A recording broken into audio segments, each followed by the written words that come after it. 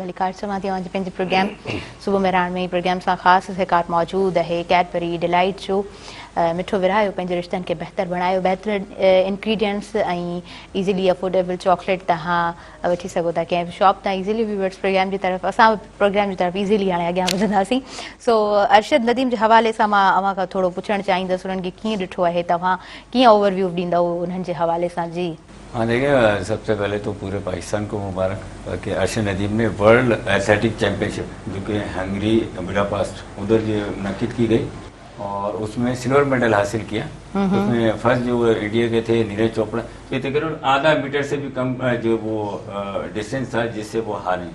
इन्होंने 87.82 metre throw की, उन्होंने 88.17 मीटर थ्रो की थी और ये थ्रो करने के बाद उनके लिए सबसे बड़े एजाज़ की बात यह थी अरशद नदीम के लिए कि वो उन्होंने एक तारीख जो है ना रकम कर दी पाकिस्तान के हवाले से। पाकिस्तान में कोई भी एथलीट जो है वो फाइनल मुकाबले में पहुंचने के लिए जो है बड़ी उनको जो है वो स्ट्रगल करनी होती है। ये न सिर्फ फाइनल में पहुंचे और इन्होंने जो वो मेडल भी लिया। फिर एक डिस्टेंस होता है, सर्टेन डिस्टेंस रखा जाता है कि 85.50 मीटर, वो क्वालिफिकेशन था किसके लिए, पेरिस ओलंपिक के लिए। तो अरशद नदीम ने वो भी अचीव किया। तो ये अल्हम्दुलिल्लाह अरशद नदीम ने पाकिस्तान का जो मतलब पाकिस्तानियों का सर फखर से बुलंद किया है हंगरी के अंदर। हंगरी में हो सकता है ज़्यादातर लोग पाकिस्तान को ना जानते हो, पाकिस्तानी लोगों को या कंट्री को इतना नहीं जानते हो, पर अरशद नदीम जब थ्रो कर रहे थे वो पाकिस्तान का फ्लैग उन्होंने अपने सीने पर लगाया हुआ था, तो यकीनन वहाँ के लोग, वहाँ का मीडिया, जो ऑडियंस बैठी हुई थी हज़ारों की तादाद में। और ये देखें एथलेटिक्स को कहते हैं मदर ऑफ गेम। इसमें 22 मुख्तलिफ इवेंट्स होते हैं जिसमें कुछ स्प्रिंट रेसेस होती हैं, कुछ मिडिल डिस्टेंस होती हैं, कुछ लॉन्ग डिस्टेंस होती हैं और कुछ जो है लॉन्ग जंप है, थ्रोज इवेंट है। ये सारे मिलके 22 इवेंट होते हैं, इसलिए इसको मदर ऑफ गेम कहा जाता है। तमाम खेलों के माँ जो है ना इस खेल को कहा जाता है और इसके ये दुनिया का सबसे कदीम खेल भी है, ठीक है ना। जो ओलंपिक के मुकाबले होते हैं वो टोटल बेस्ड ही इसके ऊपर होते हैं और इस खेल की अगर ये खेल मौजूद ना हो जिस गेम में तो वो गेम नहीं होते हैं, चाहे वो नेशनल गेम्स हो, एशियन गेम्स हो या ओलंपिक हो। तो अरशद नदीम इंडिया के उससे हारे तो सही नीरज से, पर 2 इंडियंस को हराया भी उन्होंने।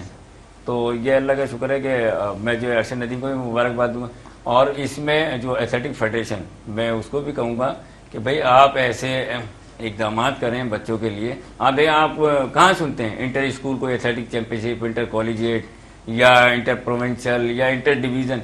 मुझे काफी टाइम हो गया सुने हुए कि जो है मैं खुद भी नेशनल एथलीट रहा हूँ, मैं सेक्रेटरी भी रहा है, मैं काम किया करता था। तो अब तो वो सुनते ही नहीं हम इस चीज को कि भाई कोई मुकाबले हो रहे हैं। और ये टोटल फिजिकली वर्क है, इसमें कोई बल्ला या बॉल या हॉकी या बैट या कुछ भी चीज नहीं है।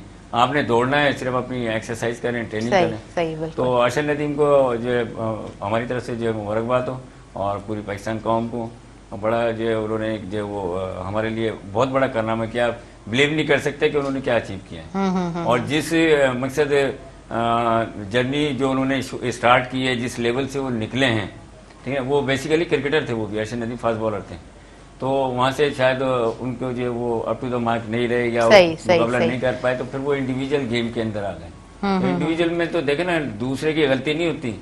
एथलेटिक्स है या कोई और खेल है जैसे लॉन टेनिस है या बैडमिंटन है, ये ऐसे खेल हैं इसमें आप हारेंगे तो अपनी गलती से ही हारेंगे।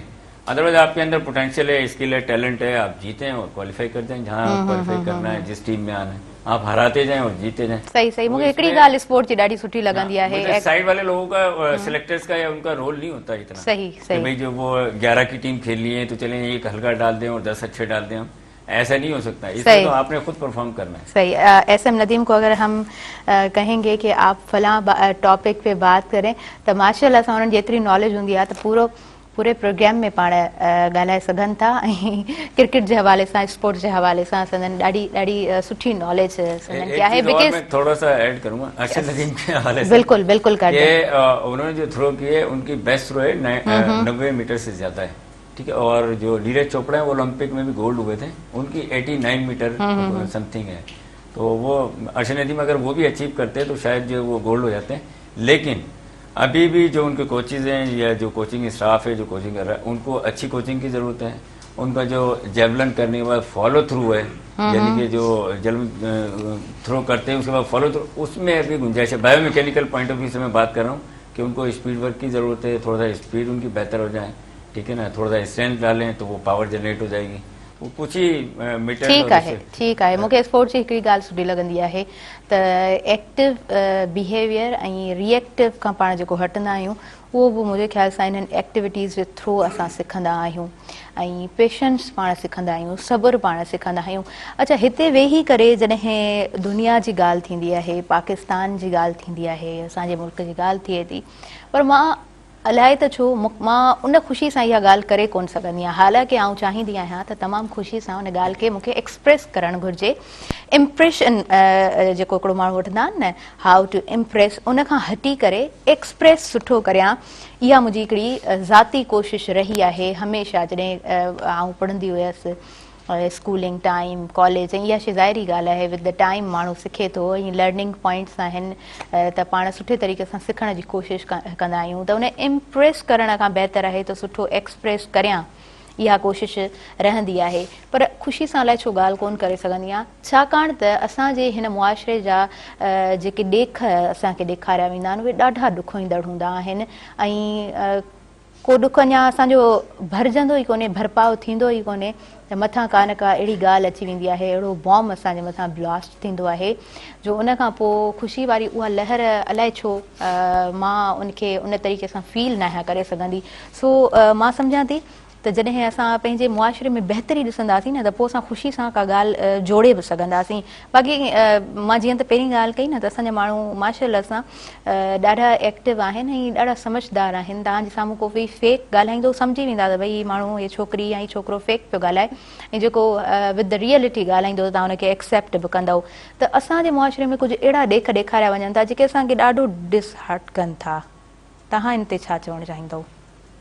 छा आहे त कुझु ॾींहं पहिरियां हिकिड़ो जेको सखर में वाक़ियो थियो, हिकिड़े सहाफ़ी जो क़तल थियो, ऐं हिकिड़े शहर जे अंदरि, सिंध जो 3 नंबर वॾो शहर हुजे, हुन में ईअं जेको खुले आम अची करे कंहिंखे क़तल करे ऐं सेफली हलियो वञे माण्हू। ऐं ॾिसो न, जर्नलिज़म जी जॾहिं ॻाल्हि कंदा आहियूं त एज़ अ ब्रिज उहा शइ कमु कंदी आहे, आला ऐवाननि खां असांजे अवाम ताईं, असांजे अवाम ते जेके ज़ुल्म थियनि था, आला इदारनि ताईं हुनजो आवाज़ कीअं पहुचाइजे, उन आवाज़ खे जेकॾहिं बंदि करायो वञे त पोइ सवालिया निशानी पैदा थिए थी त पोइ असां वटि अहिड़ा जर्नलिस्ट किथां पैदा थींदा। जी, त इन खां पोइ वरी छा थियो, सोशल मीडिया ते हिकिड़ो जेको आहे उहो बहस शुरू थी वियो, हर माण्हू जी पंहिंजी पॉइंट ऑफ व्यू, कंहिं माण्हू उनखे कहिड़े तरीक़े सां वाक़े खे बयानु पे कयो, कंहिं ज़ाती दुश्मनी पे करार ॾिनो, कंहिं कुझु पे कयो, कंहिं कुझु पे कयो। उन खां 2-3 ॾींहं पहिरियां हींअर हिकिड़ो वीडियो जेको सोशल मीडिया ते वायरल थियो, जेको जंहिं क़तल कयो उनजो जेके भाउ जो हिकिड़ो वीडियो, उहो वॾो मोतबरीअ सां वॾो उन सां अची करे जेको आहे पाण खे चङो मुड़ु सम्झी ऐं हुन पंहिंजे वीडियो में इहो बयानु पे कयो त असांजी जेको आहे उहो संगावती तकरार ते असांजी जेको हिकिड़ो इख़्तिलाफ़ हो, ऐं उन खां पोइ छा थियो जो असां हिन वटि वियासीं, पर हिन असांखे मोट न ॾिनी। पोइ असां जेको आहे ॿजरे बि ॿनी हुई उहा असां रोके छॾी, ऐं ॿजरे ॿनी रोकण खां पोइ वरी उन ते इख़्तिलाफ़ थियो, हिन उन्हनि जी मालिकी पे कई, असां हिनखे क़तल करे छॾियो। छा सिंध जे मुआशिरे जे अंदरि इहा का फज़ीलत वारी ॻाल्हि आहे त तव्हांजी जेका न्याणी, हिकु त तव्हां पढ़ायो कोन, जेकॾहिं तव्हांजी न्याणी पढ़ी वञे ऐं तव्हां झंग कंहिं ॼट जाहिल सां हुनजी जेका शादी करायो आहे उहो इनकार करे ऐं तव्हां हुन ते जेको आहे ज़बरदस्ती जेको आहे फोर्स कयो त इन सां जेको आहे शादी करायो, उनजो वालिद अगरि एग्री थी थो वञे, उन न्याणी जे ॻाल्हि में अचे थो ऐं नथो कराए शादी, त पोइ तव्हां छा माण्हू मारे छॾींदो त हिन जेको आहे उहा शादी छो कई?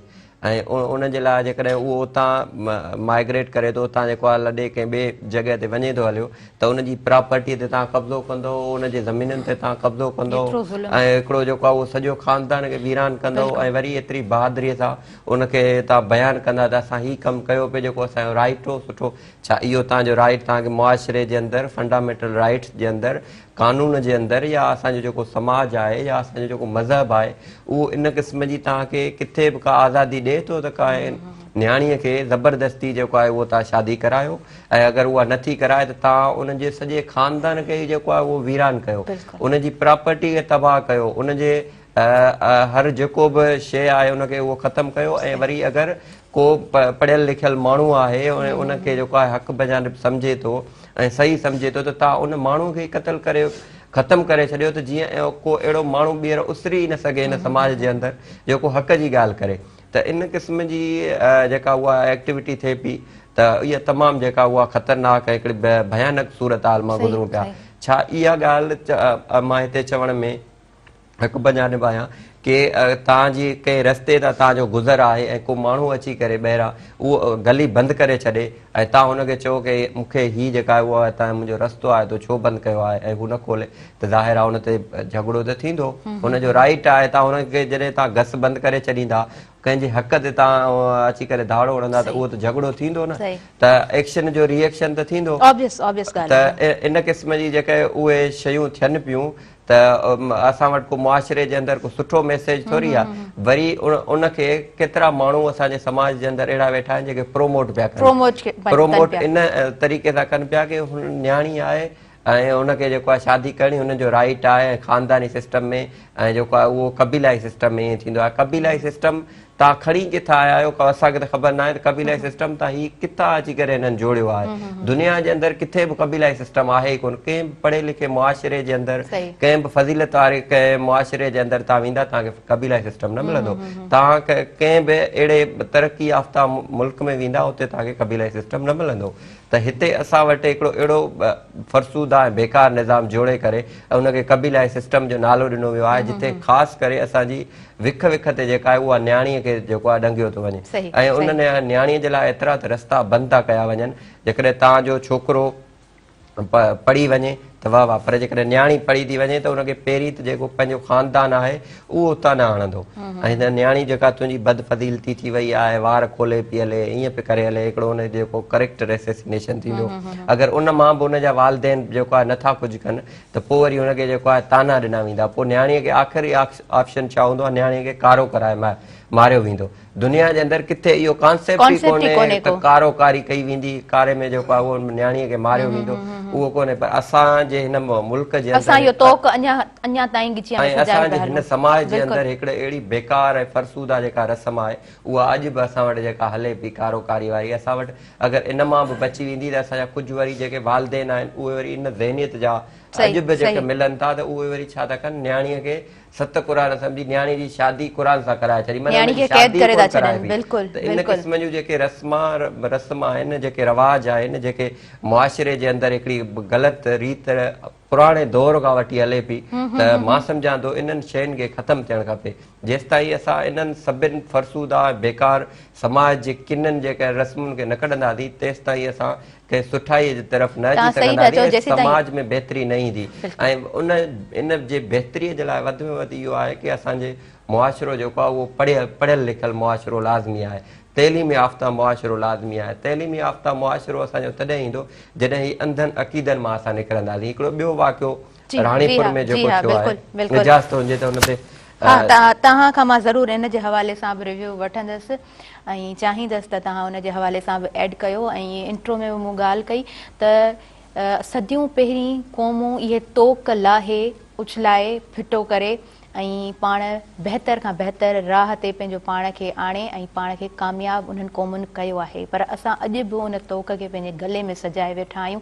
छुटकारो तालीम में ई आहे, पर तालीम बि असां वटि जहिड़े तरीक़े सां ॾिनी पई वञे, इहो बि असांजे मुआशिरे में हिकिड़ो मूंखे नाहे ख़बर त इहो तफ़रक़ो छो पियो फैलायो वञे असांजे मुआशिरे में, तबिक़नि में विरहाए ऐं पोइ तालीम ॾिनी थी वञे।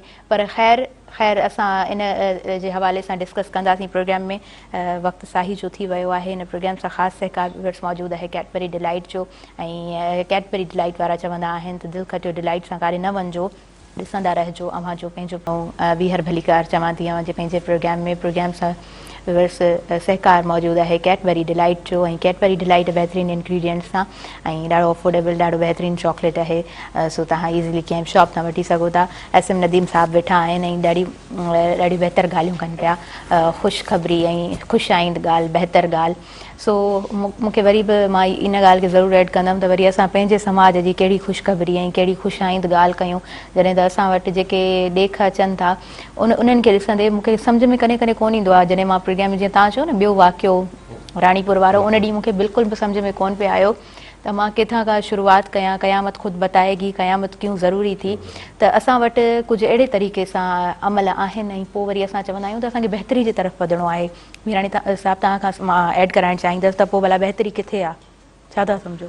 मां सम्झां थो त ॾिसो पाण तालीम जी ॻाल्हि पिया कयूं, फ़रसूद निज़ाम जे ख़ात्मे जूं ॻाल्हियूं पिया कयूं, कारोकारी जे ख़ात्मे जूं ॻाल्हियूं पिया कयूं।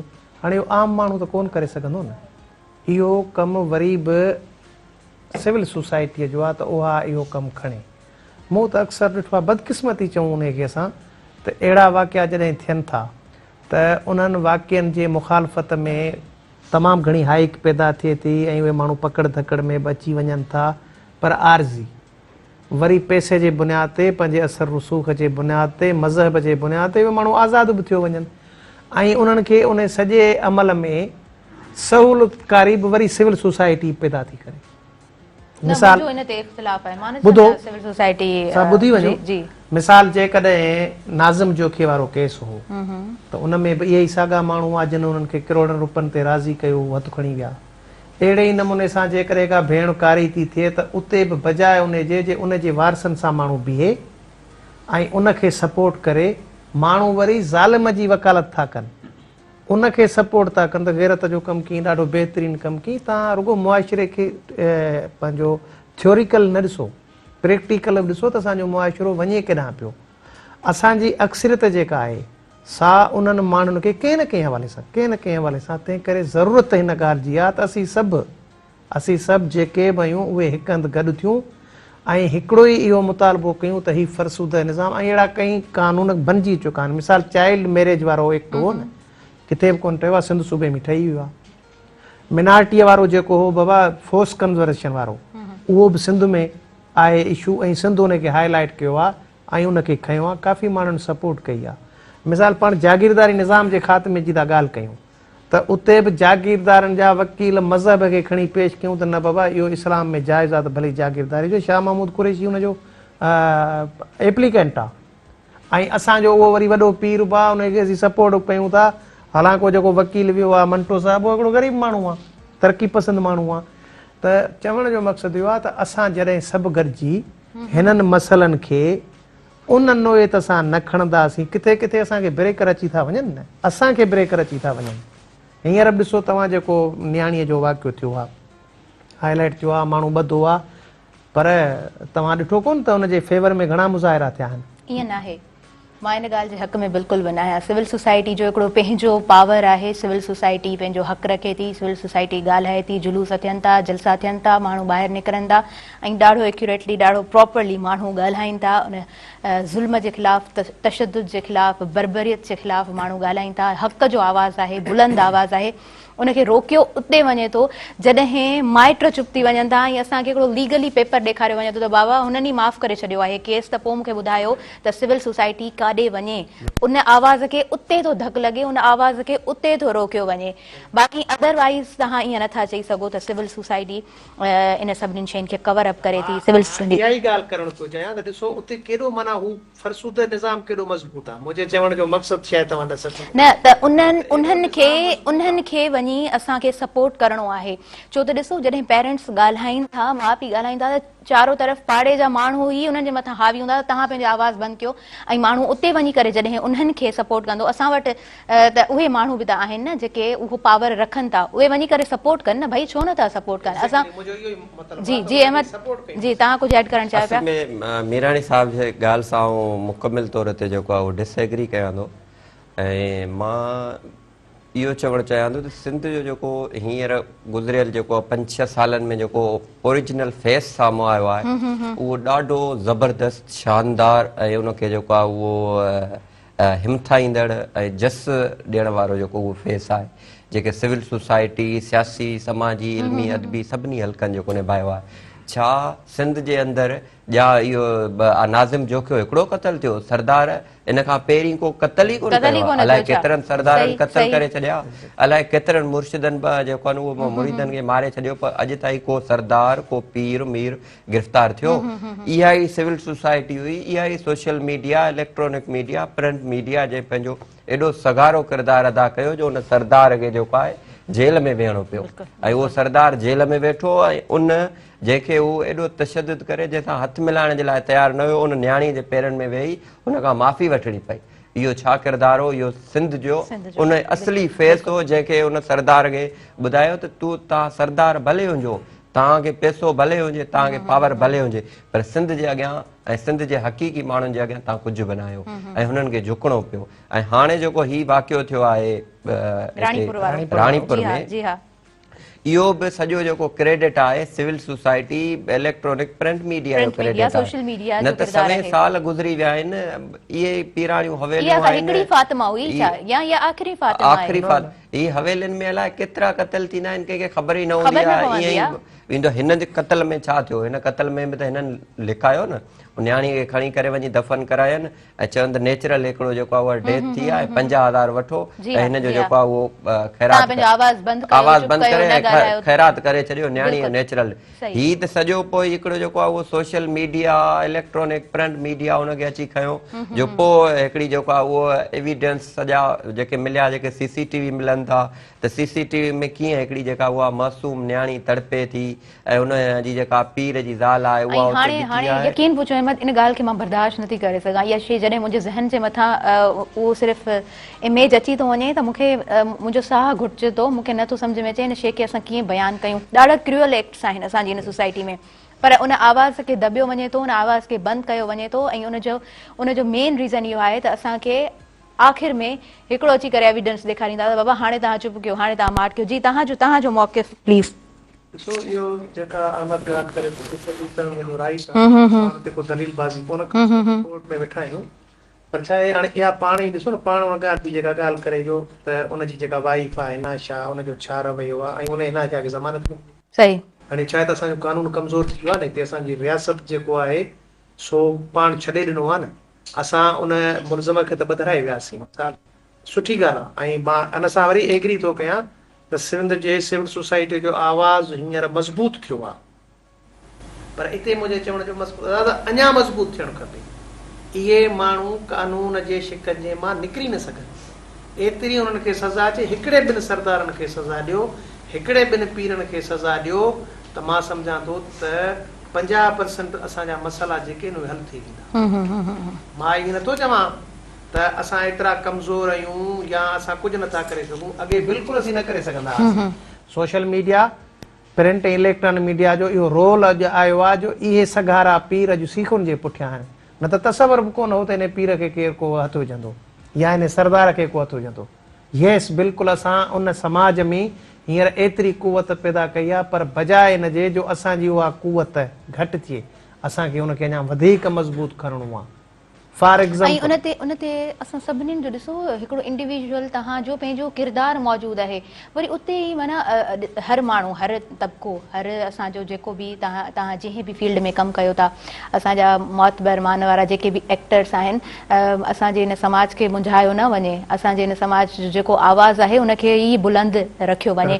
सो तव्हां जिथे बि डिस्ट्रैक्ट कयो था, डिस्टर्ब कयो था, उन आवाज़ खे तव्हां कमज़ोर कोन था करे सघो। इहो मां सम्झां थी त इन शइ खे बि एड करणु खपे ऐं पाण सभिनी खे इन जे ख़िलाफ़ ॻाल्हाइणु खपे। तव्हां कंहिं बि पेशे सां तालुक़ तव्हां रखो था, पर हक़ जो जेको आवाज़ु आहे उहो हक़ जो आवाज़ तव्हां बंदि नथा करे सघो। जी बिल्कुलु, इहा चङी ॻाल्हि हिकिड़ी इहा बि थी आहे त हिन क़िस्म जा जेके वाक़िया थियनि था उन में असांजो जेको सिविल सोसाइटीअ जो जेको किरदारु आहे उहो इहो आहे त हू सियासत खे कोन थो ॾिसे त मुंहिंजी पार्टी कहिड़ी आहे, हू इहो कोन थो ॾिसे त मां कंहिंजो मुरीद आहियां या मुंहिंजो कहिड़ो पीर आहे। हू सभु पोइ हिन ॻाल्हि ते मुतफ़िक़ थियनि था ऐं इहे सभई जेके 3-4 केस रिसेंटली जेके थिया आहिनि उन में सभिनी पंहिंजो जेको मज़बूत किरदारु अदा कयो आहे, पर पोइ बदकिस्मतीअ सां कुझु शयुनि में असीं नाकाम बि थिया आहियूं। असांखे नाकामियुनि जो इतराफ़ करे अॻिते वधणु खपे। जेकर असीं सिर्फ़ु इन ॻाल्हि ते बीह रहंदासीं त न असां इन शइ में कामयाबु थियासीं त पीर ॿधिजी वियो या सरदार ॿधिजी वियो, हाणे खोड़ थियो, ईअं न आहे। सरदार आज़ादु थी वियो, पैसा ॾेई अहिड़े ई नमूने सां पीर बि सुभाणे में बि तव्हांजी ॻाल्हि वांगुरु हिकिड़ो पन्नू खणी असांखे चवनि त बाबा FIR जे मालिक ई हथु खणी गिरियो त हाणे कोर्ट उनखे छा करे त न, पर इन ते बि रेज़िस्ट थिए थी। मिसाल हिकिड़ो साॻे ई इलाइक़े में हिकिड़े नीगरे जो वाक़ियो अची वियो हो, वीडियो वायरल थी, उहो माण्हू कोर्ट मां आज़ादु बि थी वियो, पर जॾहिं सिंध उन ते वरी जेको आहे सो रेज़िस्ट कई ऐं सिंध सगारो आवाज़ आंदो त सरकार खे उन माण्हू खे वरी गिरफ़्तार करणो पियो। त असां चऊं था त इन अमल खे असीं जारी रखूं ऐं उनखे सगारो बनायूं। उन में असांखे जेसीं ताईं असीं सभई गॾिजी सॼी सिंध जा असांजे हंधि उन अमल खे न वठंदासीं, छो त जेको मज़लूम आहे अॻे ई ग़रीब आहे ऐं उन ते मुख़्तलिफ़ प्रेशर था पवनि न। ॾिसो सोसाइटी में वेठा आहियूं हींअर उनजे वालिद ते केतिरा प्रेशर हूंदा, पाड़े जा हूंदा, ॻोठ जा हूंदा, बिल्कुलु सोचे बि नथा सघूं।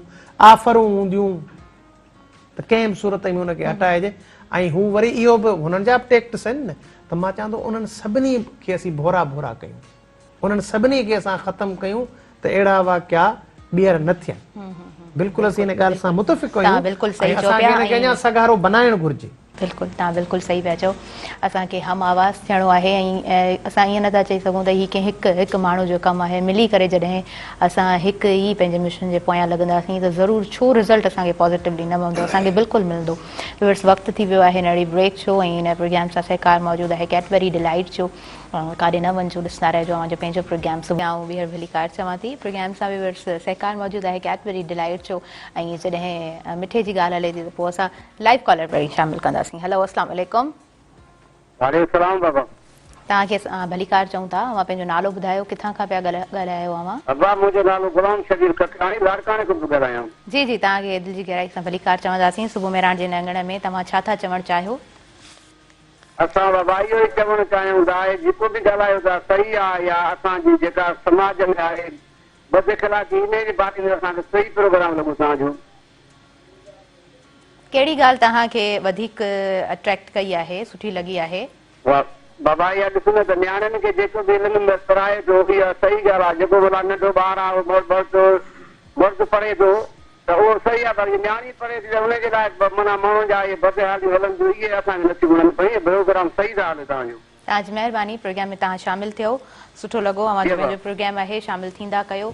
ऐं जेको अवांजो मौक़िफ़ हुजे उहो बि असां सां हिन प्रोग्राम में तव्हां वंडे सघो था। व्यूअर्स, प्रोग्राम जी तरफ़ असां अॻियां वधूं था ऐं प्रोग्राम में सुठा बहितर गेस्ट असां वटि मौजूदु आहिनि। मुस्तफ़ा मीरानी साहब प्रोग्राम में मौजूदु आहिनि ऐं पाण मोहाणनि जा अॻवान आहिनि, समाज ते सुठी नज़र रखनि था ऐं बहितर खां बहितर ॻाल्हाइनि था। सो सुठी ॻाल्हि ॿोल हले पई उन्हनि सां बि। इनकलाबी अहमद नवाज़ असांजे प्रोग्राम में मौजूदु आहिनि ऐं पाण एडवोकेट बि आहिनि ऐं हारियुनि जे हक़नि जे लाइ बि आवाज़ उथारींदा आहिनि। पाण बहितर खां बहितर कमु कनि पिया, सोशल एक्टिविस्ट बि आहिनि। SM नदीम साहब असांजे प्रोग्राम में मौजूदु आहिनि ऐं स्पोर्ट्स एक्सपर्ट पर्सन आहिनि पाण। सो स्पोर्ट्स जी ॻाल्हि वरी हिकु एडवोकेट जॾहिं हिन समाज जी ॻाल्हि करे थो त उहा ॻाल्हि बि ॾाढी पावरफुल हूंदी आहे। ऐं माना ज़ाहिरी ॻाल्हि आहे, असां वटि हिकिड़ा मुख़्तलिफ़ तबिका ठहियल आहिनि, हारी, मज़दूर, वरी पोइ मुहाणा, उन्हनि जा सूर, उन्हनि जा अहंज, उन्हनि जा दर्द, उहा ॻाल्हि बि हले थी त पोइ माना प्रोग्राम में ओवरऑल अवां सभिनीनि जी ॻाल्हि हूंदी आहे। अवां सभिनीनि सां बहितर खां बहितर ॻाल्हि असां शेयर करणु चाहींदा आहियूं। अच्छा, भला जॾहिं मसइलनि जी बि ॻाल्हि कयूं था त थोरो हिकु इंडिविजुअली हिकु ॿ हल तव्हांजे तरफ़ खां त भला बहितरी जी तरफ़ कीअं क़दम खणिजे? हा, मुंहिंजे ख़्याल में रुॻो जेकॾहिं असां मसइलनि खे ॾिसी ऐं जेको असांजे सिंध में जेके हालतूं आहिनि उन्हनि खे ॾिसी असां सिर्फ़ु उन्हनि ते ई सोचींदासीं त रहिजी वेंदासीं, पाण वरी बि पोइ ते वेंदासीं न। असांखे विख अॻिते वधाइणी आहे, इन्हनि मसइलनि सां मुक़ाबिलो बि करिणो आहे, उन्हनि खे ख़तमु बि करिणो आहे, उन सां गॾोगॾु बहितरी जे तरफ़ वञिणो आहे। तालीम जी पाण ॻाल्हि कईसीं त पाण उनखे बहितर नमूने सां वठी हलंदासीं, सलाहूं ॾींदासीं त असांजी तालीम अञा कीअं बहितर थिए। जेकॾहिं मुआशिरे में के ख़राब कम थियनि था, के फ़रसूद निज़ाम, फ़रसूद बेहूदा रस्मूं आहिनि, उन्हनि खे टोड़ींदा अॻिते वधंदासीं। पूरी दुनिया ईअं वधी आहे ऐं उनजे मिसाल खे साम्हूं रखंदे असीं बि अॻिते वधंदासीं। मायूस नथा थियूं। असांजो कमु आहे त असीं पंहिंजो रोल प्ले कयूं ऐं असीं पंहिंजे नियाणियुनि खे बि तालीम ॾियारियूं, ॿारनि खे बि तालीम ॾियारियूं, उन सां गॾोगॾु उन्हनि जी तरबियत बि सुठी कयूं त मां सम्झां थो असीं बहितर सिंध खे अञा बि अॻिते पंहिंजी क़ौम खे, पंहिंजे सिंध खे अॻिते खणी हलंदासीं। ऐं मां सम्झां थो त असांजो पैगाम बि इहो आहे त क़दम अॻिते वधायो, बहितरीअ जे लाइ वधो। पुराणियुनि रीतुनि रस्मुनि खे टोड़े बि आया आहियूं, खोड़ सारियूं रीतूं रस्मूं टुटी चुकियूं आहिनि, पर अञा बहितरीअ तरफ़ असांखे विख खणणु। सही, बहितर बहितर, इलाही ख़ूबसूरत तव्हां ॻाल्हि कई आहे। ऐं हूअं बि चयो वेंदो आहे न त नाउमीदी कुफ़र आहे, त नाउमीदी कोन आहे। अच्छा, हिकिड़ी ॿी ॻाल्हि त ॾिसो, असां वटि काफ़ी अहिड़ियूं असांजी सिंध में नियाणियूं आहिनि जॾहिं उहे ॻाल्हाईंदियूं आहिनि त मूंखे ॾाढी ख़ुशी थींदी आहे। ऐं उनजे पोयां उन्हनि जे वालिद जो हथु, बाबा चाहियो त आऊं पढ़ां ऐं बाबा चाहियो त आऊं ॻोठ मां निकिरां, बाबा चाहियो त मां शहर में वञां। ऐं वरी उन्हनि नियाणियुनि जे मथां बि हिकिड़ो फ़र्ज़ु लागू थिए थो, तव्हां पंहिंजे माउ पीअनि जी इज़त खे हूअं बरक़रार रखो। त मां सम्झां थी त हर माण्हूअ जी पंहिंजी ज़िमेदारी आहे। बहितरी जी जॾहिं ॻाल्हि कयूं था हर घर मां जॾहिं अहिड़ा पीअर उथंदा ऐं पंहिंजी नियाणियुनि खे पंहिंजे औलाद खे अॻियां वधाईंदा त पोइ चवंदा आहिनि न फुड़ी फुड़ी तला त पोइ ईअं असां वटि बहितरी ज़रूरु ईंदी। अच्छा मां तव्हां खां बि जोड़णु आउं चाहींदसि, अव्हां बि जोड़ियो पंहिंजे तरफ़ खां, त कीअं भला बहितरी मुमकिन आहे? ॾिसो मुआशिरे जे अंदरि इहो थिए थो की हिकिड़ा माण्हू आहिनि जेके बुराई कंदा था वञनि, जेके ग़लति कंदा था वञनि। मिसाल जीअं ई हिकिड़ो वाक़ियो थियो इहो हवेलियुनि जे अंदरि, ईअं सरदारनि जे कोठनि में थियनि था, इन क़िस्म जा काफ़ी सारा वाक़िया थियनि पिया। हिकिड़ा धाड़ेल कल्चर आहे, धाड़ेल अॻवाउनि जा फुरनि जा वाक़िया थियनि पिया। हिकिड़ो सॼो उहो सिस्टम आहे। हिकिड़ो उहे बि माण्हू आहिनि हिकिड़ा जेके सेमिनार मुनक़िद कनि था, जेके मुख़्तलिफ़ क़िस्म जूं एक्टिविटियूं कनि था, मुख़्तलिफ़ रांदियुनि जूं एक्टिविटियूं कनि था, मुख़्तलिफ़ इंटरटेनमेंट जूं एक्टिविटियूं कनि था ऐं माण्हुनि खे जेको आहे जोड़े हिकिड़ो मोहबत जो पैगाम ॾियनि था ऐं हिकिड़ो जेको आहे उहो सुठाईअ जो पैगाम ॾियनि था। त हिकु तरफ़ ही शयूं थियनि पियूं, पर पाण इन्हनि खे शयुनि खे जेको आहे इग्नोर करे इन्हनि खे पुठिते धिके समाज जे अंदरि हिननि शयुनि खे वधीक जेको आहे प्रोमोट करिणो आहे। त असांखे उन्हनि सभिनि माण्हुनि खे जेको आहे सपोर्ट करणी आहे, उन्हनि सभिनि माण्हुनि सां बीहणो आहे जेके हिन समाज खे का सुठाई ॾियनि था, जेके हिन समाज खे का सुठाई शइ ॾेई उनखे जेको आहे प्रोमोट करण जे तरफ़ वठी था हलनि। जीअं साईं चयो कि कदम वधायो सुठाई जे लाइ। हेलो अस्सलाम वालेकुम। जी वालेकुम अस्सलाम, तव्हांखे भली कार चऊं था, मां पंहिंजो नालो ॿुधाईंदा? आरिफ जान बीरबर मटियारी सां। जी जी भाउ आरिफ खे भली कार चवां थी। ख़ुशि आहियो? ठीकु आहियो? अजी अल्हम्दुलिल्लाह अल्हम्दुलिल्लाह। छा था चवणु चाहियो भाउ आरिफ? हवाले सां हिकिड़ी ॿ ओपिनियन था जेको हींअर सिंध जो माहौल आहे उन में तव्हां स्कूल अचां वञा बि ॾिसां थो ॿार एतिरा डिप्रेशन में आहिनि जो माइट छॾण लाइ तयारु कोन्हनि, चाहे मदरसो हुजे, चाहे स्कूल हुजे, चाहे ट्यूशन हुजे। इन ते बि को अवेयरनेस सेक्शन आयो सोशल मीडिया ते, हेतिरियूं ॻाल्हियूं वायरल हक़ सचूं न थींदियूं, पर पुठियां जी हेतिरी आबादी ऐं उन में ख़ौफ़ ज़रा केतिरो थियनि माइट पंहिंजे ॿारनि खे एजुकेशन खां नंबर महरूम था करणु वञनि। सही सही, महिरबानी। प्रोग्राम में शामिल थियो। असांजा रेगुलर कॉलर आहिनि आरिफ जान बेर, जॾहिं बि ॻाल्हाईंदा आहिनि प्रोग्राम में शामिल थींदा आहिनि त सुठी ॻाल्हि जोड़ींदा आहिनि बहितरी जे लाइ ऐं चाहींदा आहिनि त असांजे मुआशिरे में बहितरी हुजे।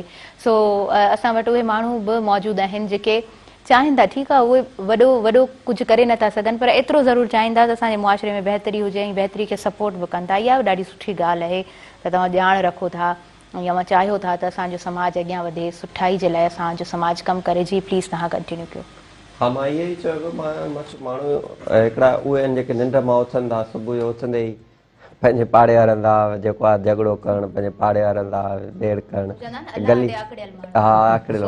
गली में जेको आहे शोर करणु, शराबो करणु, फज़ूल जो हिकिड़ो जेको आहे एक्टिविटी। हिकिड़ा अहिड़ा माण्हू आहिनि जेके उथनि था सुबुह जो ऐं पंहिंजे रूटीन वाइज़ कम ते वञनि था, पंहिंजी जेका उहा ऑफिस खे टाइम ॾियनि था, सुठी एक्टिविटी कनि था ऐं पंहिंजी जेको इलाइक़ो आहे जिथे उन्हनि जी रहाइश आहे उन्हनि में अगरि का अहिड़ी ख़राबी थी आहे उन माण्हू वटि वञी करे उन जंहिंसां का अहिड़ी तकलीफ़ वारी ॻाल्हि आहे उन खां मालूम कनि था ऐं उन्हनि खे हल करण जी कोशिशि कंदा आहिनि। ॿिनि क़िस्मनि जा माण्हू त हाणे असांखे उन्हनि माण्हुनि सां बीहणो आहे जेके सुठा माण्हू आहिनि, जेके सुठाईअ जे लाइ कमु कनि पिया।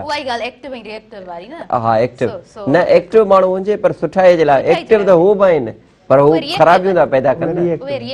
उहे बि माण्हू ख़राबियुनि वारे असांखे कोन्हे बीहणो, असांखे उन्हनि सां बीहणो आहे जेके समाज खे सुठो डिलीवर कनि पिया। बिल्कुलु बिल्कुलु, तव्हां सही पिया चओ ऐं मुंहिंजे ख़्याल सां हिकु पढ़ियो लिखियो इंसानु यकीननि चाहींदो त असां उनखे सपोर्ट कयूं जंहिंजे तरफ़ खां असांखे का बहितरी मिले। सो एतिरो ज़रूरु कजे त असां का जेकर सुठाई पैदा न बि कयूं था त हरू भरू जी बुराई पैदा न कयूं। असम नदीम साहब खां असां पुछंदासीं ओवरऑल ॿियूं बि जेके गेम्स हलनि थियूं उन हवाले सां बि तव्हां कुझु ऐड कयो। सिर्फ़ु क्रिकेट त पोइ हाणे इहो बि त क्रेज़ी आहे न। नहीं अभी तो जी पहले कॉल रिसीव कर लो, असां वटि लाइव कॉलर आहिनि। हेलो अस्सलाम वालेकुम। वालेकुम अस्सलाम। अभी कैसा कुछ अल्हम्दुलिल्लाह बिल्कुलु ठीकु। अव्हां केरु ॻाल्हायो पिया, किथां खां ॻाल्हायो पिया, नालो ॿुधाईंदा? अभी ये जेको आवाज़ है ना जो सपोर्ट कनि था ज़ालिमनि जी। जी जी अभी जी जी आवाज़ अचे पियो। हाँ, जेको अॼु साईं चए पियो न ज़ालिमनि जी घटि ॾिसंदा बिल्कुलु ई आहे। पोइ चवंदा हाजी रज़ा ही वीचारो जो लिखे आहे तूं पैसा वटि 50 लख वटि ही वटि कानून त आहे कोन्हे की जेके में 3 सालनि पिया हिननि जे माण्हुनि जूं उन डरी वियो पानो कोर्टन जो कानून सिधो न था जेको 6 12 महीननि में फैसलो ॾे कोर्टन में माण्हू वञे थो न अची सघे थो ग़रीब जो ज़ुल्म थियणो थो त कोर्ट हलाए माण्हू उन्हनि जा पुट पोटा था खणी कोर्टन में। ठीकु आहे, महिरबानी तव्हां प्रोग्राम में शामिल थियो। ट्रेंड थोरो घणो तकिड़े बि हले न, त मूंखे सही ॻाल्हि सम्झ में कोन आई, पर ख़ैर तव्हां प्रोग्राम में शामिल थियो। सो आई थिंक असां कंट्रोल रूम में ओवी रूम में बिल्कुलु सही आवाज़ वियो आहे। तव्हांखे कुझु सम्झ में आयो आहे?